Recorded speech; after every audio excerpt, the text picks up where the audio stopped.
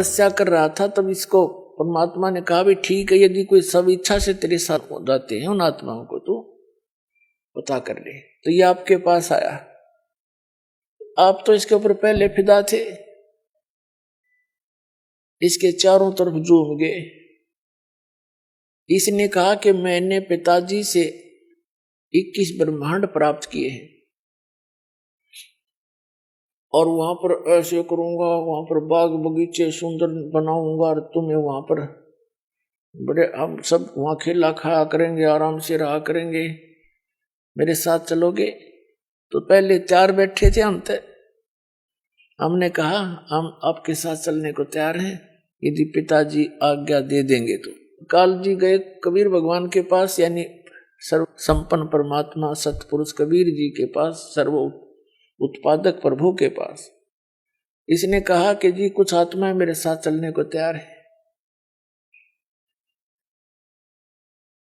कबीर साहब ने यानी परमेश्वर ने, सतपुरुष ने कहा कि चल भाई मेरे सामने स्वीकृति दिला उनकी, मेरे सामने हाँ भरेंगे तो मैं अलाउड करूंगा, चल दोनों आगे। अब जब आकर पिताजी ने, हमारे परम पिता ने, हमारे मालिक ने कहा कि भी कौन कौन आत्मा इसके साथ जाना चाहते हैं बताओ। अब पहले तो मालिक आकाशवाणी कई बार कर चुके थे और हम ये सोच बैठे थे कि उन्होंने पता नहीं ऊपर से सावधान, अंदर से हमारे ज्यों की तो वो रोग विद्यमान था और बीमारी विद्यमान थी, वो तो अंतर्यामी थी, मालूम था उनको। तो आकाशवाणी कर चुके थे कि इसके इस ड्रामे ने मत देखो, ये अपनी करनी यू आप पाओगा, इसको मत देखो। तो हम सावधान हो गए थे यूं दिखाने के लिए कि हम आपकी आज्ञा का पालन कर रहे हैं। अब वहां उन्होंने पूछा भी बोलो कौन जाना चाहता है, सब सन्नाटा छा गया और चुप करके बैठ गए सारे के सारे, वहां इकट्ठे कर लिए थे दाता। परमेश्वर कबीर जी ने कहा सतपुरुष ने, क्यों भी ज्योत निरंजन तू कह रहा था कुछ जाना चाहते हैं तेरे साथ, ये तो कोई बोलते नहीं, झूठ बोल रहा था तू। तब सबसे पहले एक खड़ा हुआ, एक आत्मा खड़ा हुआ और उसने कहा कि मैं जाना चाहता हूं इसके साथ। उसके बाद तो फिर हमने सोचा ले यूं इसकी भी शर्म सी टूट गई, तो सारे नाथ खड़े कर दिए, हम भी जाना चाहते, हम भी जाना चाहते, दोनों कर दिए, एक भी छोड़। हमने सोचा कहीं यूं अकेला सारा आनंद लूट ले, वहां इसके साथ जाकर हम पाछे रह जाएं, हम भी साथ हो लिए। देखा देखी अंदर तो कसक थी हमारे, वो बकवाद भरिए थी, वह तो पुरानी ही थी। परमात्मा ने कहा भाई ठीक है ज्योति ने अंदर तू जा, अपने यही 21 ब्रह्मांड सतलोक के एक बाहर वाई कोने में थे, एकांत स्थान पर बहुत दूर थे सतलोक माई।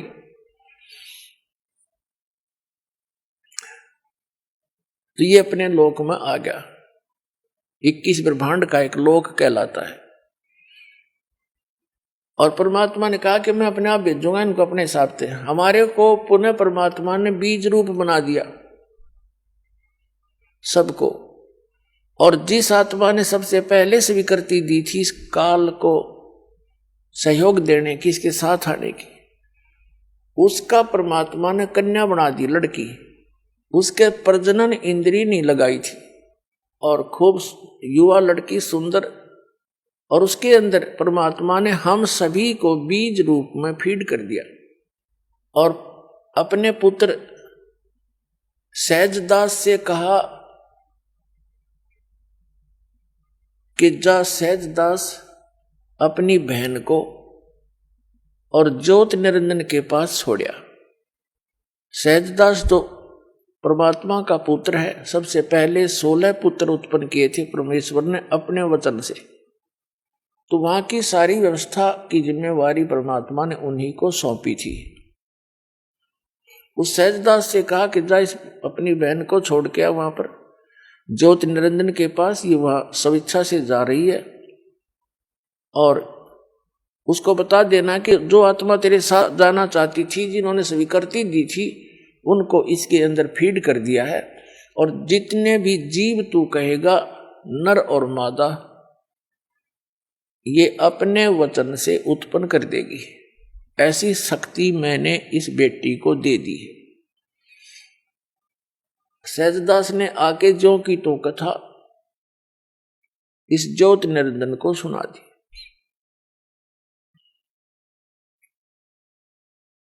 सहजदास वापस आ गया उस लड़की को वहां छोड़कर, जिसको अब दुर्गा कहते हैं, अष्टंगी कहते हैं, प्रकृति देवी कहते हैं। जब सहजदास वहां से आ गया, ये दोनों इकट्ठे रह गए।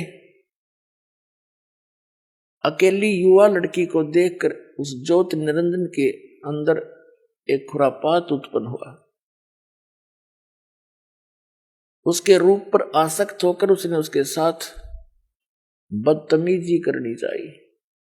लड़की भी उसके आव भाव से परिचित होकर कहने लगी कि ज्योत निरंजन देख, पहले तो तू मेरा बड़ा भाई, मैं तेरी छोटी बहन। तेरी उत्पत्ति पहले हुई अंडे से और बाद में पिताजी ने हमें उत्पन्न किया था। तुम हमारा बड़ा भाई है और बहन भाई का यो पाप, ये कर्म महाघोर पाप का कारण होता है, तो ये जुल्म ना करे। उसने एक नहीं सोची, देखा आगा पीछा कुछ नहीं देखा। इतना प्रभावित होगा वासनावश कि लड़की के साथ बदतमीजी करने की हद से बाहर पहुंच गया। आलिंगन बंद करना चाहा, ऐसे अभद्र तरीके से मुंह खोल के। उसको पता था कि यहां कोई आने वाला नहीं है, तो लड़की भी उसी बाप की बेटी थी, उसमें भी शक्ति थी। छोटा रूप बनाया, इसके मुख के माध्यम से पेट में पहुंच गई। अब वहां से पुकार करी कि पिताजी मेरी रक्षा करो, मेरी रक्षा करो। मेरे को काल ने अपने अंदर ग्रास लिया, मुझे कहीं स्थान नहीं मिला, इसलिए मैंने अपनी इज्जत की रक्षा के लिए इसके पेट में शरण ली है। तब परमात्मा ने अपने पुत्र जोगजीत का रूप स्वयं बनाकर और उसके पास प्रकट हो गए। नमस्कार सर। नमस्कार जी। सर आपका क्या नाम है? जी मेरा नाम राजकुमार है जी। राजकुमार जी, आप कहाँ से आए हैं? जी मैं गांव निगदू जिला कर और भक्ति करते थे लेकिन कोई लाभ नहीं मिल रहा था। फिर आप धंधन सतगुरु पंथ में भी गए, वहाँ भी आपको कोई लाभ नहीं मिला। तो सर क्या संत रामपाल जी महाराज जी के शरण में आने के बाद आपको कोई लाभ प्राप्त हुए? जी सर, संत रामपाल जी महाराज की शरण में आने के बाद मुझे बहुत लाभ हुए जी। अगर मैं उन लाभों को गिनवाना चाहूँ तो शायद आप थक जाओ सुनते सुनते, तो मतलब मैं बोलते बोलते नहीं थक सकता जी। मेरे इतने लाभ मिले जी। मेरी जो घरवाली थी जी, उसके गांठ बन गई थी जी आगे, तो छाती में गांठ थी जी उसके। उस गांठ की वजह से वो बहुत परेशान थी, उसमें बहुत दर्द होता था, उसको बहुत समस्या थी जी। उसको जो मासिक आते थे महीने के अंदर, वो उसके बंद ही नहीं होते थे जी। वो महीने में 10 दिन ही ठीक रहती थी और शरीर से बिल्कुल कमज़ोर हो गई थी जी। और वैसे भी बहुत ज़्यादा उसको तकलीफ थी। लेकिन संत रामपाल जी महाराज से नाम लेने के बाद उसको बहुत ज़्यादा आराम मिला जी। उससे तो हमारे परिवार में बहुत ही ज़्यादा खुशियाँ पैदा हो गई जी। और हमारे घर के अंदर जी इतनी मुस्सियाँ थी कि मैं बहुत परेशान था उनसे। मैंने घर में दवाई रख ली, चूहों की बिस्किट रख लिए, और भी बहुत मैंने इलाज किए ताकि यह किसी तरह यहाँ से चली जाएं या इनको मार दें, लेकिन वो कभी नहीं मरती थी जी। मैंने जोर लगा लिए, लेकिन मैंने संत रामपाल जी महाराज का इतना बड़ा, इतना अच्छा मतलब कि वो देखा कि जैसे ही हमारे घर के अंदर 3 दिन हो गए थे जी आरती और रामायणी चलते हुए, तो जिस दिन से वह चली, तीसरे दिन मैंने देखा मेरे घर में जी एक भी मुस्सी, एक भी चूही नहीं थी जी। यह भी मतलब एक चमत्कार ही है हमारे घर में हुआ, जो कि हमारे घर के अंदर एक भी चीज़ नहीं रही। मैं उनको क्या समझूं, वह भूत थे या प्रेत थे, लेकिन वह हमारे घर से एकदम से ही गायब हो गई जी।